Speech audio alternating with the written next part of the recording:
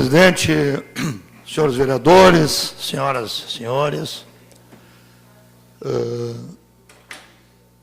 esse dia, essa terça-feira, aliás, quarta-feira, já, né? Quarta-feira, depois de o país, nosso estado, está de acorda de, se podemos intitular assim, de ressaca emocional, né, pela tragédia que foi acometida na madrugada de ontem, amanhecer para ontem, com a queda de uma aeronave lá em Medellín, né, na Colômbia, onde foram vitimadas 71 pessoas, perderam a vida em um acidente aéreo, que tem muitas especulações, já tem algumas gravações da Caixa Preta sendo degravadas, né? Uma delas que choca a gente, né? O comandante, o piloto, pedindo, por favor, nos ajude a achar o rumo do aeroporto. Então, sinal que tinha algum problema, que ele estava perdido.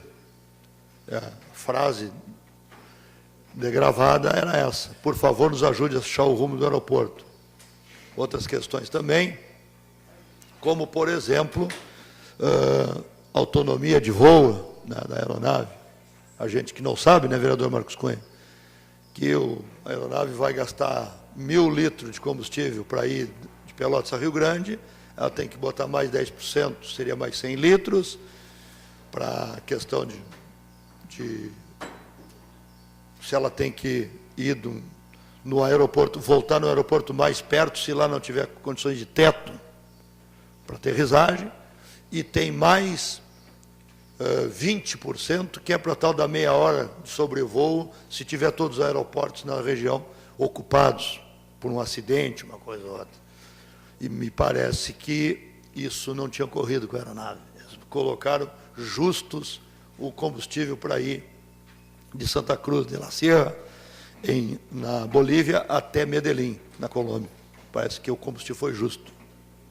Aí, como eu sou uma pessoa que não acredito no acaso, que o acaso não existe,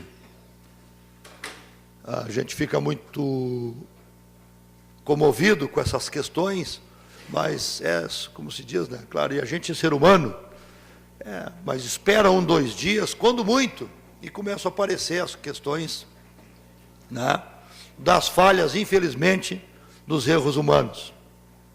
Essa primeira, por exemplo, do combustível, que o avião não foi abastecido dos 10% da reserva técnica obrigatória, já é por si só, né, uma questão que nos coloca aí a primeira falha humana, né, de quem estava na direção dessa empresa do voo. Aí a primeira falha humana, pelo menos os 10% que ele pudesse retornar de Medellín, né, aonde ele iria pousar para o aeroporto mais perto.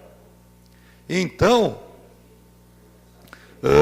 isso tudo nos leva, né, a ficar consternado, chateado, porque perdemos um jornalista aqui de Pelotas, tá? O Giovanni. Eu tive o grato prazer, não é porque faleceu nesse trágico acidente, de fazer o primeiro jogo de futebol com ele como repórter, estreando, quando saiu da universidade. Ainda estava na universidade, foi trabalhar na rádio, e é dado lá na Tupãssi, o vínculo do professor Malhão, que é professor de jornalismo lá na Católica. A gurizada faz muito estágio na equipe desportiva lá. Esse guri fez o primeiro jogo dele de repórter comigo. Um bom repórter, um bom profissional, tanto é que hoje era repórter titular da RBS Chapecó. Tá? A companheira dele, por ironia do destino, a Isabela, também trabalhou comigo de produtora do meu programa na Tupãssi, como estagiária.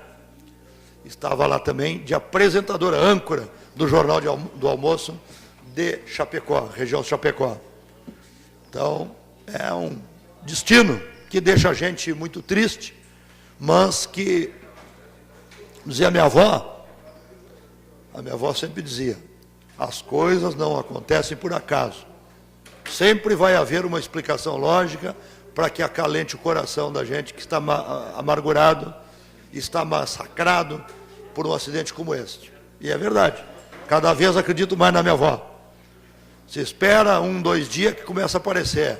Ah, o cara morreu disso, morreu daquilo, doença no hospital. Ah, mas o cara fumava 2 carteiras de cigarro por dia, o cara não caminhava, o cara comia gordura incessantemente. Ponto. Entendeu?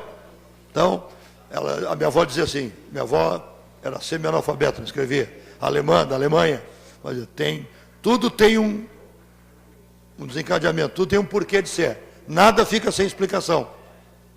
Então, lamentavelmente, esse acidente vitimou essas pessoas, o Josimar, o guri daqui da cidade também, lá da Vila Terezinha, lá, morou pela vila ali, e jogou futebol até fora do país, também.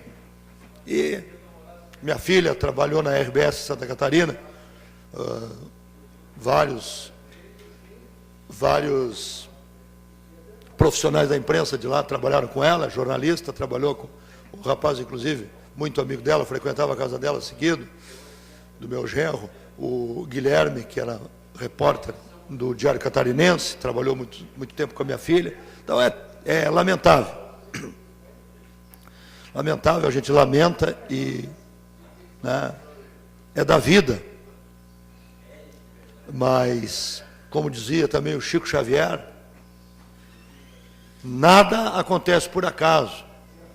A imprudência humana é responsável por 99% dos acidentes de toda forma que existe com a própria humanidade. O Chico Xavier sustentava isso. O pessoal procurava o Chico Xavier para se acalentar, porque ele pode dar conselho. Não, mas não posso dar conselho, porque é contraditório.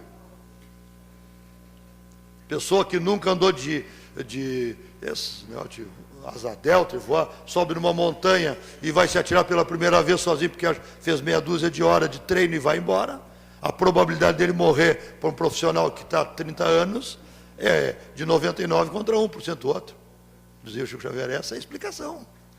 Então, tem que ter muito cuidado, tudo isso. Mas, eu queria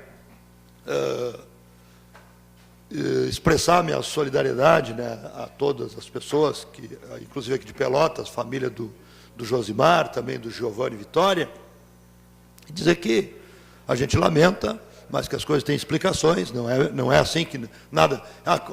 Porque a coisa mais horrorosa que eu vejo, eu que não tenho religião, mas acredito em algo superior a nós, a pior coisa que tem, né, vereador, é os caras...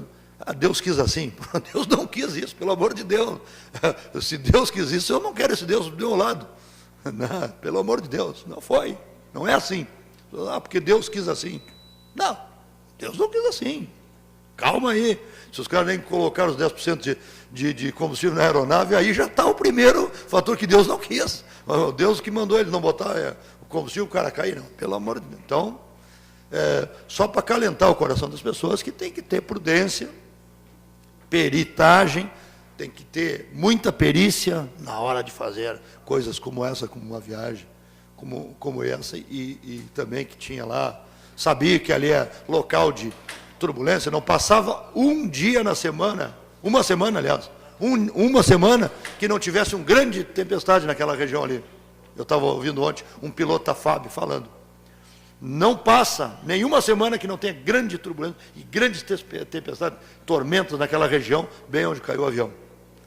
Então, tudo isso tem que ser para ter autonomia, para voar mais alto, para andar, tiver que voltar, retornar, tudo isso. Bom, mas senhor presidente, eu queria só fazer um link aqui A presidência vai conceder 30 segundos. 30 segundos. O senhor está generoso, 30 né? segundos é o prazo regimental para Vossa Excelência. Está bem. Eu queria só dizer que, né, perante a dureza da presidência, da mesa aí, né, que nesse episódio triste, vereador Marcos Cunha, vereador Ivan, a minha filha, jornalista, escreveu um texto, colocou na internet hoje de manhã, que nós conversávamos ontem à noite quando eu fui à casa dela visitar minha neta. O problema vai ser o que eles vão fazer no Congresso Nacional essa noite, com toda essa comoção nacional. E ela escreve esse texto, diz o seguinte: a maior crime que o Congresso poderia ter feito essa noite foi o corte na educação. O corte das verbas na educação. E eles fizeram. Nós falávamos de noite, não, eles vão suspender essa sessão. Ainda conversar com o vereador Ivan, fosse um pouquinho mais inteligente, paravam, comoção nacional, davam uma trégua, 2, 3 dias, desmobilizavam toda aquela movimentação que tinha em Brasília, né, vereador Ivan? Desmobilizavam, que o pessoal está lá sustentando, com sindicatos, coisa que estão sustentando o pessoal que está na mobilização. Mas não, eles foram para o ferro e tocaram o ferro na educação, vereador Marcos Cunha, sem dó e sem piedade, na madrugada. Os deputados, aliás, os senadores, aprovaram com 61 votos a 14 o corte nos gastos públicos, que nós não somos contra, em algumas questões, mas nessa questão da educação, eles não quiseram sequer discutir. É que nem o Sartori aqui, ou é tudo no pacote ou não é nada. Isso é para desmontar com a educação, para desmontar a saúde, educação e segurança pública. São 3 eixos, que o senhor falava muito bem ontem, são coisas que são indiscutíveis, que tem que ficar na mão do Estado, porque se não ficar na mão do Estado, vai cair na mão de pilantra que só quer dinheiro e lucro no bolso, não tem questão social para a empresa que não seja estatal. Então, deixar aqui esse recado, essa reflexão, que infelizmente ainda os nossos políticos, o vereador Marcos Senhor, que é um vereador atuante de bairros e vilas e da classe mais desfavorecida dessa cidade, está sempre em último lugar a questão social. Né? Esses políticos estão sempre esperando, como diria o Brizola, a calada da noite para fazer a sacanagem que eles gostam de fazer. Muito obrigado, a Vossa Excelência.